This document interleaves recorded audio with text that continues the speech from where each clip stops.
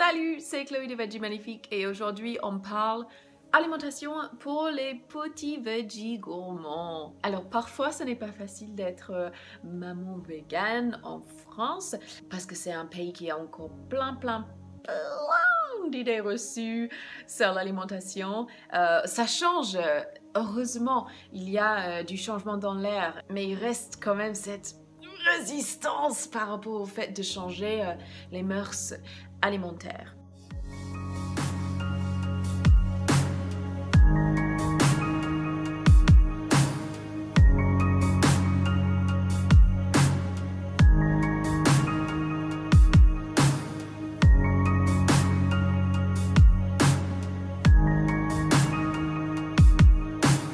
Mais oui, malheureusement, en France, quand on dit qu'on est végane, hors grande ville, on nous regarde comme si on venait de la planète Mars. Et les choses changent, heureusement, j'espère, de plus en plus rapidement. Mais c'est encore plus mal vu quand on est parent parce que vient tout de suite la question « Et alors, votre enfant, il sera végane aussi ?» Comme si c'est une sorte de religion qu'on impose à son enfant. Mais le truc que les gens ne prennent pas en compte, c'est que l'éducation d'un enfant, c'est imposer ses valeurs.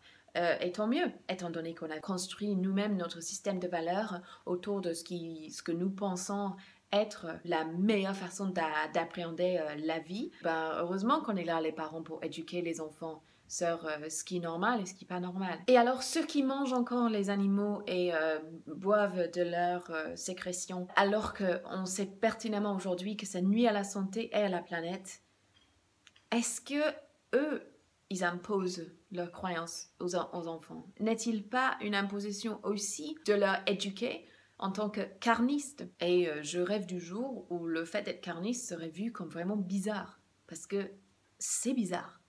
Enfin bref, je vais pas m'énerver, mais je construis déjà ma carapace et mon plus beau sourire pour faire face aux gens qui me posent des questions par rapport à l'éducation que je donne à mon petit. Et je me rappelle à chaque fois que, en fait, s'ils posent ces questions-là, c'est juste parce qu'ils s'inquiètent, parce que il y a le poids des lobbies, la désinformation. Et donc, quand les gens, les grands-parents ou quoi, vous posez la question sur l'alimentation et est-ce que vous faites bien pour votre enfant, de ne pas lui donner de la viande, est-ce qu'il ne va pas mourir d'un manque de protéines, il faut être armé avec les informations, les faits scientifiques et un grand sourire. Il y a 2 livres que j'ai reçus qui aident à se sentir un peu moins isolé. Alors j'ai ces 2 livres de recettes. La première, c'est pour tout de suite parce que mon bébé, il a que 8 mois, donc je lui donne des recettes de petits végétariens gourmands. Regarde comme elle est mignonne, la fille. Et donc ça, c'est un livre de Marie Laforêt et Ludovic Rignot qui traite l'alimentation de 0 à 6 mois. C'est pas vrai, de 0 à 6 ans. Alors, il partage une réflexion très intéressante dans l'introduction de ce livre. Il y a marqué que les végétariens sont soumis à une nécessité de résultat, où le moindre rhume sera l'occasion de remettre en cause l'alimentation suivie. Oh my god, mais c'est trop ça. C'est trop ça. Quand on mange autrement, tout de suite l'alimentation est mise en cause. Alors que pour un enfant qui mange les nuggets et les fish fingers et les trucs transformés, ou même plein de produits laitiers qui sont bourrés de hormones, d'antibiotiques qui sont juste dégueux, et ils tombent malades et personne ne met en cause l'alimentation. Va savoir. Et donc, dans ce livre, il y a toute une introduction sur l'alimentation végétarienne chez l'enfant pour rassurer les parents qu'il n'y a aucun souci à partir du moment où on supplémente en vitamine B12 et qu'on suit une alimentation variée et équilibrée, comme tout le monde.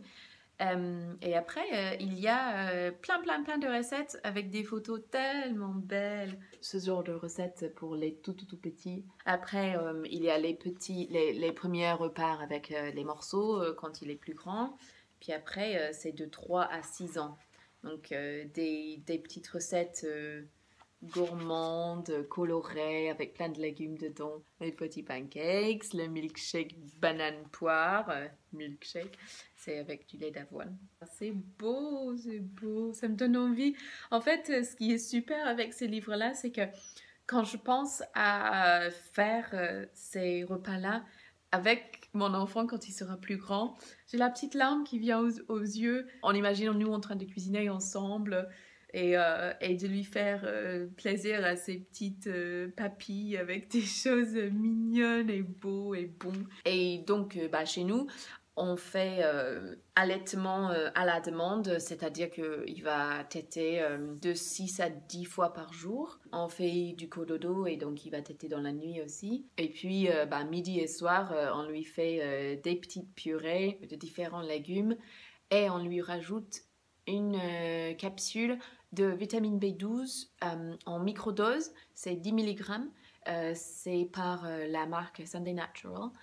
Et on l'ouvre, parce que lui ne pourra pas avaler une capsule, on l'ouvre la capsule dans la purée, on le mélange dans la purée, puis on rajoute une petite cuillère à café d'huile de très bonne qualité pour couvrir ses besoins en acides aminés essentiels. Donc c'est ce livre-là qui m'a appris qu'il fallait mettre un petit peu d'huile. Et oui, et dans ces purées, on rajoute parfois une petite cuillerée de céréales fait pour bébé pour épaissir le purée et aussi pour l'exposer au gluten, donc de par des céréales dont l'avoine ou le blé, parce que c'est à cette période-là, entre 6 et 8 mois, qu'apparemment il faut introduire le gluten pour ne pas qu'il termine cœliaque. Et puis pour le dessert, souvent on y écrasé de bananes avec d'autres fruits. Et puis moi je me fais plein de smoothies verts, tous les jours j'ai un smoothie vert et il les regarde avec un œil tellement curieux que je suis obligée de lui donner. Et des jus verts aussi, des jus de kale, des jus d'épinards. Il est fou de ça. Vraiment, les smoothies verts et le jus vert, c'est son truc. Donc, je suis pas peu fière. Et donc, le focus dans ce livre-là et celui qui suit, c'est le Veggie Kids. C'est que c'est super sain d'être végétarien en fait. C'est pas juste que c'est pas néfaste d'élever son enfant de manière veggie, mais c'est bien pour lui parce qu'il va manger d'autant plus de fibres alimentaires, parce qu'il va y avoir plus de légumes dans son alimentation. Ils vont pas manger ces produits laitiers de l'industrie bovine qui sont bourrés d'antibiotiques, de hormones de croissance et d'OGM. Et en plus, même si ce lait ou ces produits laitiers venaient d'une vache soi-disant contente et pas bourrée de médicaments ou quoi, le lait reste un aliment inflammatoire et allergène. Ça compromet la santé et le système immunitaire surtout de votre enfant, de lui donner des produits laitiers. Et donc si votre enfant tombe malade souvent, qu'il a le nez qui coule ou qu'il a un rhume en permanence, arrêtez les produits laitiers et vous verrez. Et donc voilà le deuxième livre, Veggie Kids, de Sophie Cottarel, Marie Laforêt et Ophélie Véron. C'est un livre magnifique, je l'adore. Il est rempli de recettes trop bonnes. Je vous donne un exemple. Le curry coco cacahuète aux légumes et tofu. Et en fait, je vais faire ça ce soir pour les invités parce que on est tous des gros enfants. Hein. Gâteau d'anniversaire. Pancakes aux légumes. Oh, regarde-moi ces glaces arc-en-ciel en mode licorne. En parlant de licorne, il y a un truc là qu'il faut absolument que je vous montre. C'est le bol magique. En fait, on dirait que c'est un licorne qui a fait caca dans un bol. Moi, j'ai jamais pensé à tailler mes carottes en forme d'étoile, mais je vais commencer à le faire. Il est magnifique. Et franchement, chaque recette, j'ai envie de le faire pour moi-même. Et je pense que je vais le faire parce que mon petit, il est tout petit encore, il va pas manger tout ça. Et donc, j'ai ces prochaines années pour pratiquer et tester les recettes pour être sûr que c'est bon. Par exemple, ces gâteaux-là, faudrait les tester pour être sûr que c'est bon avant de le donner à son enfant. Ah oui, aussi, il y a des bento pour toutes les saisons, bento d'hiver par exemple, qui sont magnifiques et qu'on peut imaginer comme une sorte de panier repas pour les enfants. Mais encore faudrait-il que le gouvernement français enlève l'interdiction d'aller à l'école avec un panier repas. Mais sérieusement, what the... C'est quoi cette règle à la con? Apparemment, alors je l'ai appris dans ce livre et ça me rend dingue Tu ne peux pas aller à l'école avec ton lunchbox. Ouais. Donc, tu as deux choix. Tu as la cantine. Et en fait, j'ai appris dans ce livre que les cantines sont obligées par la loi d'inclure des protéines animales dans le repas. Obligées par la loi d'inclure du protéine animale. Quoi? Si ça pue pas les lobbies, ça... Oh, ça me rend dingue! Il y a la solution fiche docteur allergène. Donc, c'est-à-dire que vous présenterez une note de docteur comme quoi ton enfant est allergique à ceci et cela.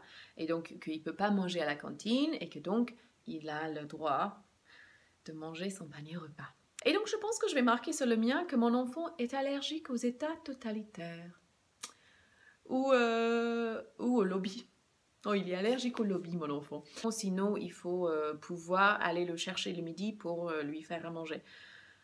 Voilà, ce qui n'est pas donné à tout le monde. Et surtout dans ce pays qui est obsédé par la laïcité, pourquoi ne pas faire un repas laïque? Le repas laïque parfait, c'est le repas vegan.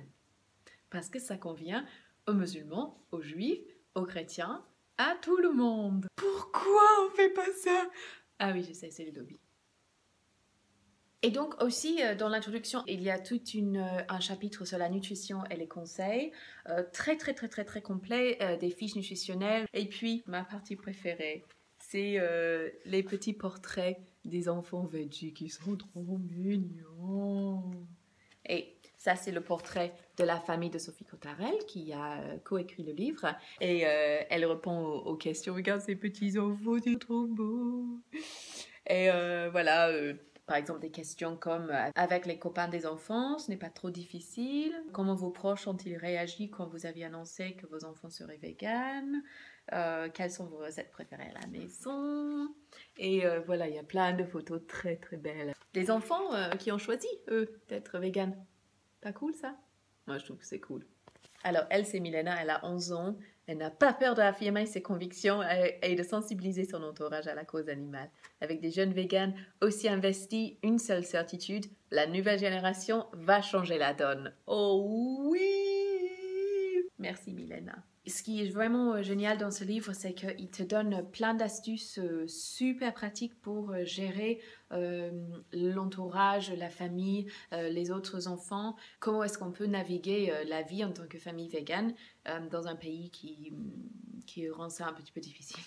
Et pour les paniers repas, moi, j'ai une telle incompréhension par rapport à ça parce qu'en Angleterre, tout le monde va à l'école avec leur panier repas et c'est même super chouette parce que chacun a son petit truc et ils affirment leur personnalité de par leur panier repas, c'est-à-dire que la boîte, souvent, c'est soit Spider-Man, Minnie Mouse ou c'est des personnages des dessins animés que les enfants adorent.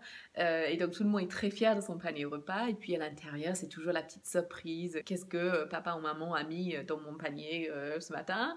Même je dirais que c'était les enfants de parents indignes qui allaient à la cantine parce que ça voulait dire que leurs parents ne voulaient pas prendre le temps de leur faire un panier repas le matin. Et apparemment, c'est la même chose en Allemagne, en Belgique aussi, que voilà, ça se fait comme ça et on ne peut plus normal d'aller à l'école avec son panier repas. Et c'est des cultures qui voient le côté positif de manger vegan, qui encouragent ça même. Pourquoi, encore une fois, la France est une sorte d'île d'idées reçues et de vieilles certitudes qui est entourée de pays progressifs qui sont ouverts, qui essayent d'aller vers le mieux. Je ne dis pas que c'est parfait dans ces pays-là, mais au moins, il n'y a pas une méfiance envers les gens qui mangent autrement et qui éduquent leurs enfants autrement. Et donc, c'est grâce à des livres comme ceci ou comme ceci que les mœurs vont évoluer. Ce livre, c'est un festin et celui-ci